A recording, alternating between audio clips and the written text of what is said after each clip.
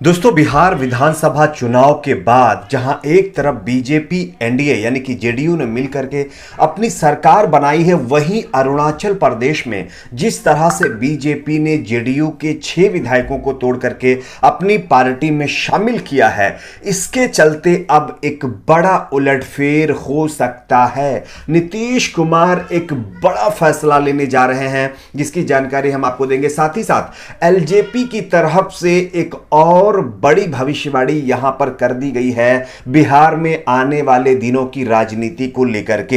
एक एक करके हम आपको बताते हैं दोस्तों, क्या होगा आगे बिहार में, किस तरह की सिचुएशन बनेगी और आगे क्या ये एनडीए की सरकार जो अभी चल रही है वो चल पाएगी या नहीं, या फिर नीतीश कुमार एक बार फिर से इस्तीफा देने जा रहे हैं और इस्तीफा देने के बाद फिर से पलटी मार करके गठबंधन के साथ सरकार बनाएंगे। ये बहुत सारे सवाल हैं जिस पर आज आपको विस्तार से जानकारी मिलेंगी। लेकिन उससे पहले एक छोटी सी रिक्वेस्ट है दोस्तों, अगर आपको भी लगता है कि जो हमारा आज अन्नदाता सड़कों पर है, परेशान है, कड़ाके की ठंड में ठिठुर रहा है, सरकार को उसकी मांगे पूरी करनी चाहिए। अगर आप भी किसानों के समर्थन में हैं तो वीडियो को लाइक करके चैनल को सब्सक्राइब जरूर कर लीजिए। जहां एक तरफ बिहार में विधानसभा चुनाव नतीजे आने के बाद बीजेपी एनडीए ने मिलकर के अपनी सरकार बना ली, यानी जेडीयू बीजेपी एचएम वीआईपी ने मिलकर के सरकार बना ली, वहीं अब अरुणाचल प्रदेश में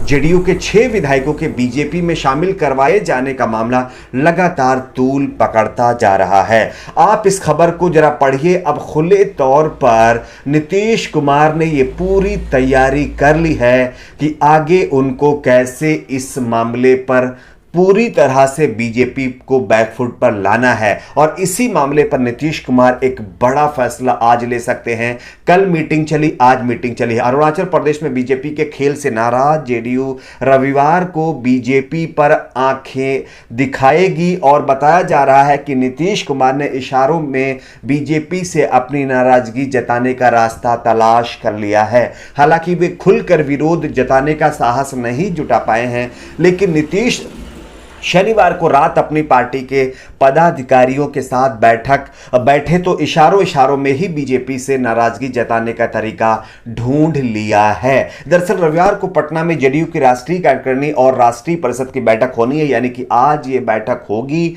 उससे पहले शनिवार की रात नीतीश कुमार ने अपनी पार्टी के राष्ट्रीय पदाधिकारियों के साथ बैठक की है। लगभग 3 घंटे तक जेडीयू के प्रदेश कार्यालय में यह बैठक चली है। बैठक में यह तय किया गया है कि रविवार को होने वाली राष्ट्रीय परिषद और कार्यकारिणी की बैठक में किन मुद्दों पर चर्चा की जाएगी। जेडीयू के एक पदाधिकारी ने इस मामले पर बड़ा खुलासा किया है। पदाधिकारी ने बताया है कि बैठक में जो बातें हुई उसका सार यही था कि बीजेपी को अपनी नाराजगी दिखानी है, लेकिन खुलकर नहीं। ऐसा कोई रिस्क नहीं लेना है जिससे बिहार की सत्ता पर संकट आ जाए। लिहाजा राष्ट्रीय मुद्दे चुने गए हैं जिस पर बीजेपी के स्टैंड के खिलाफ जेडीयू प्रस्ताव पारित करेगी। तो यह खुले तौर पर अब कहा गया है कि हम खुलकर विरोध नहीं करेंगे, लेकिन हम अपने मतलब जो है तरीके से बीजेपी का विरोध करेंगे। फिलहाल राजनीतिक संकट खुलकर सामने ना आए, इसके चलते अंदरूनी तौर पर जो है हम बीजेपी से बदला लेने के लिए तैयार हैं, ये खुद नीतीश कुमार के पदाधिकारी ने कहा है। और इसके बाद ये आशंकाएं जताई जा रही हैं कि कल 3 से 4 घंटे की बैठक चली और आज फिर बैठक होगी, तो आप समझ सकते हैं कि मामला कितना ज्यादा पेचीदा होता जा रहा है। बहुत सारे लोग यहां तक भी कह रहे हैं कि नीतीश कुमार अपने पद से इस्तीफा दे करके तेजस्वी या फिर एलजेपी या दूसरी पार्टियों का एक विकल्प तलाश सकते हैं। अब देखना यह होगा आगे क्या होता है, लेकिन यह एक बड़ा मामला है। वहीं दूसरी तरफ अब जो है एलजेपी की तरफ से बड़ा दावा कर दिया गया है। आप इस खबर को पढ़िए।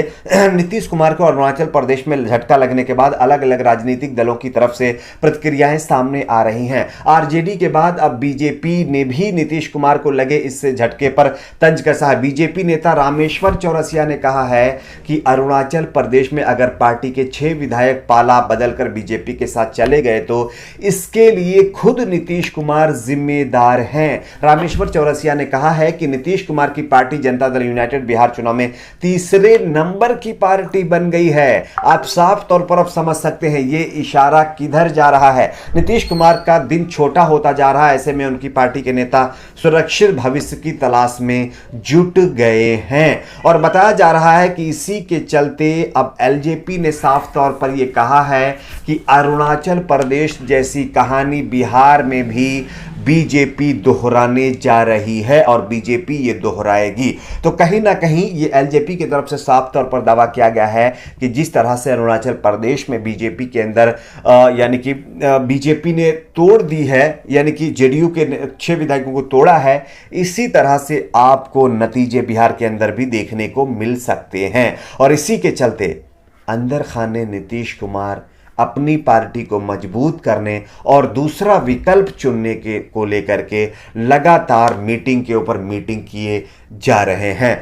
अब देखना होगा कि आगे मीटिंग का लबोलवाब क्या निकलता है। और बताया जा रहा है कि आज फिर जो है इस पर चर्चा होगी। आपको एक और खबर दिखाना चाहता हूं, ये भी इसी मामले से जुड़ी हुई है। जेडीयू कार्यकारिणी की बैठक आज फिर होगी और आज बीजेपी से मिले झटके के ऊपर फाइनल डिसीजन लिया जा सकता है। वहीं दूसरी तरफ नीतीश कुमार ने एक बड़ा फैसला लिया है। बताया जा रहा है कि नीतीश कुमार ने आने वाले बिहार के जो चुनाव हैं, जो पंचायत चुनाव है, उस पर बड़ा फैसला ले सकते हैं। इसमें बताया जा रहा है कि नीतीश कुमार के मुखिया जो है पंचायत जो होने वाले हैं, जिसमें से 300 से अधिक मुखिया अब चुनाव नहीं लड़ सकते हैं। यह बताया जा रहा है कि बिहार में नए नगर निकायों के गठन के कारण त्रिस्तरीय पंचायतों का भूगोल बदल जाएगा। 300 से अधिक मुखिया इस बार पंचायत चुनाव लड़ने से वंचित हो जाएंगे। सरकार ने 103 नए नगर पंचायतों के गठन को मंजूरी दी है। इसके पहले के कारण 200 से अधिक पंचायत नगर क्षेत्र में तब्दील आ जाएगी, जिसके चलते ये बड़ा बदलाव देखने को मिल सकता है।